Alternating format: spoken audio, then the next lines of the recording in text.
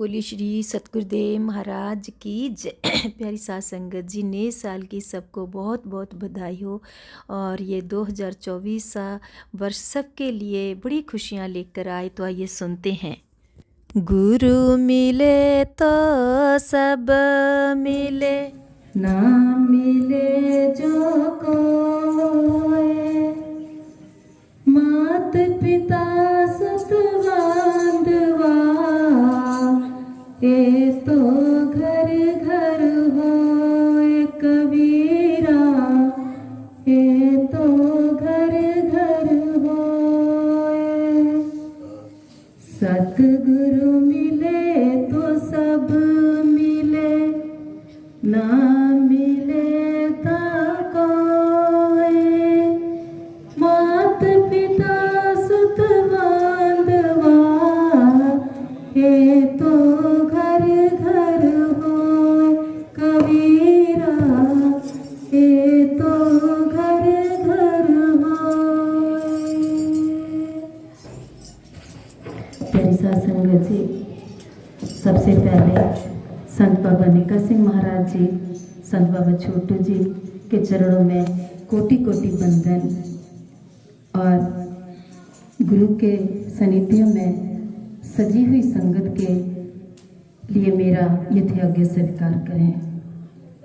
पुराने वर्ष की सबको अच्छे से हमने समय बिताया। जिन्होंने भी सतगुरु के सानिध्य में या कहीं मंदिर गुरुद्वारे में, उनको बहुत बहुत बधाई। और जिन्होंने सतगुरु के सानिध्य में नए साल का वेलकम किया, उनको तो बहुत ही बधाई।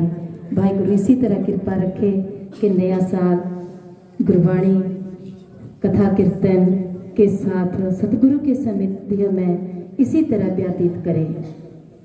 जैसा कि आपने अभी कबीर जी का दोहा सुना, इसका अर्थ मुझे लगता है सबको ही पता है, लेकिन फिर भी एक बार हम विचार कर लें। कुछ छोटे बच्चे होते हैं तो सबकी समझ में आना चाहिए, लेकिन कृपया करके आवाज़ ना करें, पीछे बच्चे ध्यान से सुने। कबीर जी कहते हैं कि जिसको जिंदगी में सतगुरु मिल गया तो समझो उसको अपना जीवन का खजाना, अनमोल खजाना प्राप्त हो गया। और जिसे सतगुरु नहीं मिला तो उसे जिंदगी में कुछ भी प्राप्त नहीं हुआ। जिस तरह आया था उसी तरह वो चला जाएगा। तो प्यारी साध संगत जी कह रहे हैं कि माता पिता बंधु सुत बंधु बांधव, यानी माता पिता वो तो हमें प्राप्त होते हैं, क्योंकि ये तो ईश्वर की कुदरत है, आना जाना है। यदि हमें माता पिता मिल गए तो अच्छी बात है, क्योंकि उनके द्वारा हमारा जन्म हुआ है। लेकिन वो हमें एक संसारिक शिक्षा देते हैं, संसारिक पथ पर चलाते हैं। वो हमें परमार्थिक पथ पर नहीं ले जा सकते। हमारा कल्याण करने वाले केवल एक सतगुरु हैं, और ये कबीर जी कह रहे हैं जो खुद स्वयं परमेश्वर थे।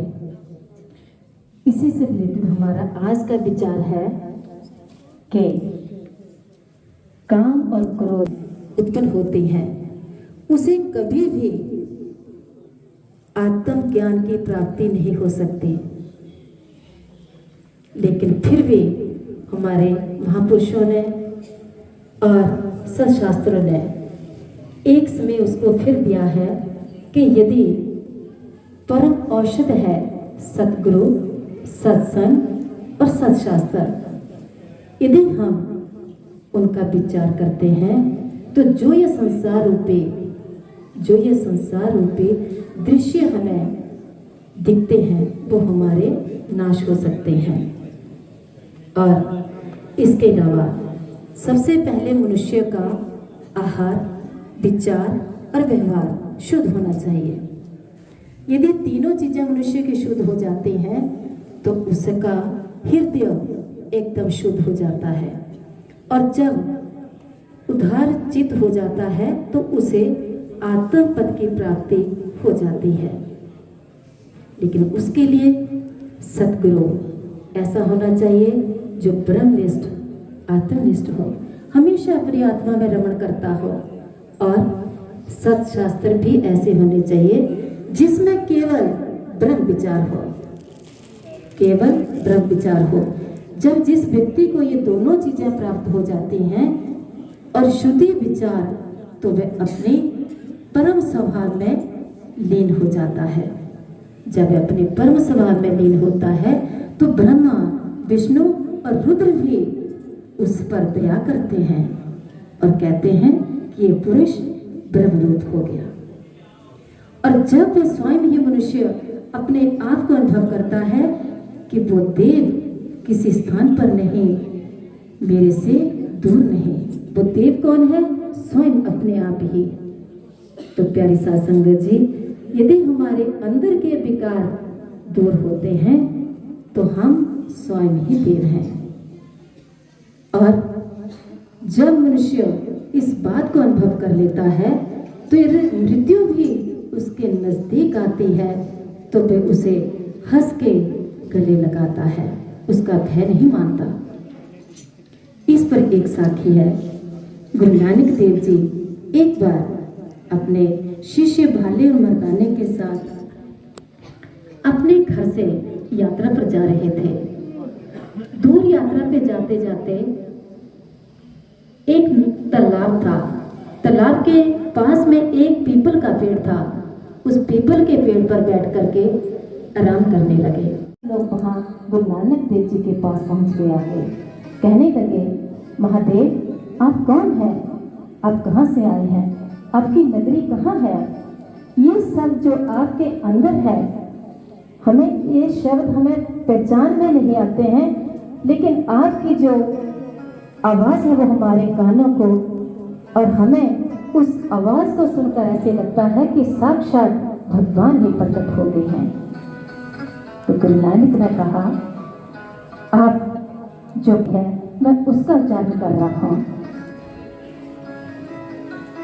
सब लोगों ने मिलकर गुरु नानक देव जी को, जो भी जिसकी यथा योग्य थी, किसी ने धन, किसी ने मोहरों के थैले, वस्त्र, आभूषण आदि ढेरों उनके आगे लगा दिए। जब उनका सत्संग पूर्ण हुआ तो गुरु नानक देव कहते, अब चले यहाँ से। तो मर्दाने ने कहा, महाराज आप मुझे 5 मिनट का समय दीजिए। मर्दाने ने क्या करा, जो जितना भी धन दौलत उनके सामने रखा हुआ था, उन्होंने अपनी जगह ये सोच के कहा कि गुरु को जो भी किसी ने मत्था टेका है तुम इसे लेकर जाओ, यहाँ छोड़ना मेरा काम नहीं है। लेकिन गुरु नानक देव तो नहीं चाहते थे कि ये धन एकत्रित किया जाए। उन्होंने कहा कि जिस चीज की आपको आवश्यकता है आप उतना उठा लीजिए, बाकी जितने भी यहाँ निर्धन लोग हैं सब में बांट दीजिए। लेकिन मर्दाने ने वस्त्र तो पहन लिए और बाकी जो धन था सारा वो एक बड़ी गठरी बांध करके उन्होंने अपने सर पर रख लिया। गुरु नानक देव जी वहां से आगे निकले तो मर्दाना पीछे पीछे रहने लगा। गुरु नानक ने पीछे हटके देखा तो मर्दाना तो है ही नहीं। तो उन्होंने पूछा कि भाई मर्दाना कहाँ रह गया? तो पीछे से आवाज आती है कि गुरुदेव थोड़ा ठहरिए, मेरे पास बहुत बड़ा बोझा है, मैं इसको लेकर कैसे चलो? गुरु नानक ने कहा, बोझा है तो उसको फेंक दे, मेरे साथ रह के बोझा रखने की क्या जरूरत है? उन्होंने कहा, जितने तेरे को आवश्यकता थी वस्त्र की उतना वस्त्र आपने पहन लिया, लेकिन आप बोझा उठाकर चल रहे हो तो दुखी तो अपने आप होना ही है। गुरु नानक ने फिर कहा कि जो बोझा है उसको बांट दो, लेकिन भाई भाले ने नहीं बांटा। उन्होंने सोचा, थोड़ा लालच आ गया मन में कि मैं इसे लेकर जाऊं। फिर थोड़ी पीछे से आवाज आती है कि गुरु नानक देव जी मैं बहुत पीछे रह गया। गुरु नानक जी ने कहा, पीछे रहने का कारण तो बताओ। भाई मर्दाने ने कहा कि गुरुदेव अब आप ही बताओ मैं क्या करूं, इतना बोझा लेकर कैसे चलूं?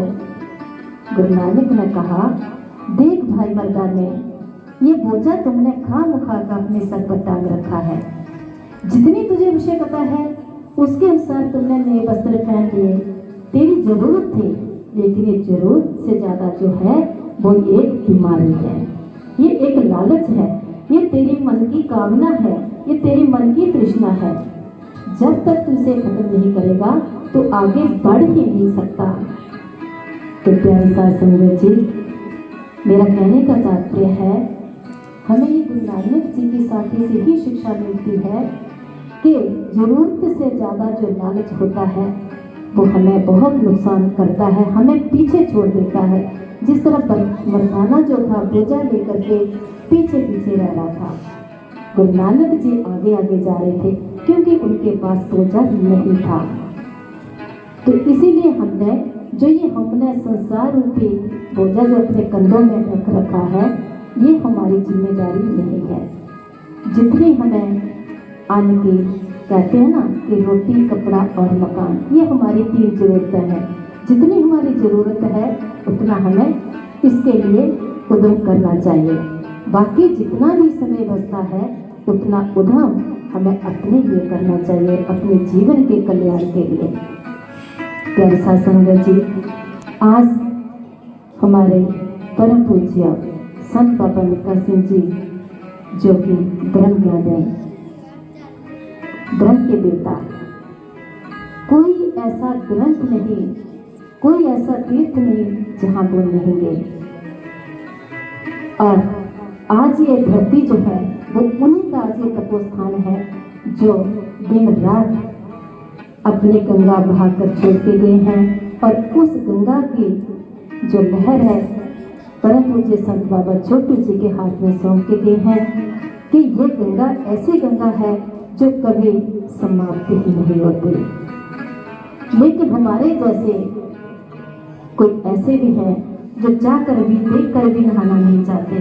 तो प्यारी साथ संगत जी, जो ये ऐसी तपोभूमि है, इसकी इज्जत ऐसे ही बनाए रखना और हमेशा सतगुरु सब पर इसी तरह कृपा करते रहें। पुराने साल की सबको बहुत बहुत बधाई और नए साल का हम सब मिल करके वेलकम करते हैं और इसी तरह सतगुरु के सानिध्य में और हम पूरी वर्ष इसी तरह प्रभु के गुण गाते रहें। अभी आनंद साहब का पाठ करेंगे, अरदास होगी, उसके बाद केक काटा जाएगा, फिर प्रसाद बांटेंगे। प्यारे साथ संगत जी, अब अपने बाणी को विराम देती हूँ और कोई गलती हो तो उसके लिए माफी चाहती हूँ और नए साल की एक बार तय दिल से सभी को बहुत बहुत बधाई हो। वाहिगुरु सबको खुशियाँ बख्शे। वाहिगुरु जी का खालसा, वाहिगुरु जी की फतेह। बोले सोनिहार, बोले श्री सतगुरुदेव महाराज की। वाहिगुरु जी का खालसा, वाहिगुरु जी की फतेह।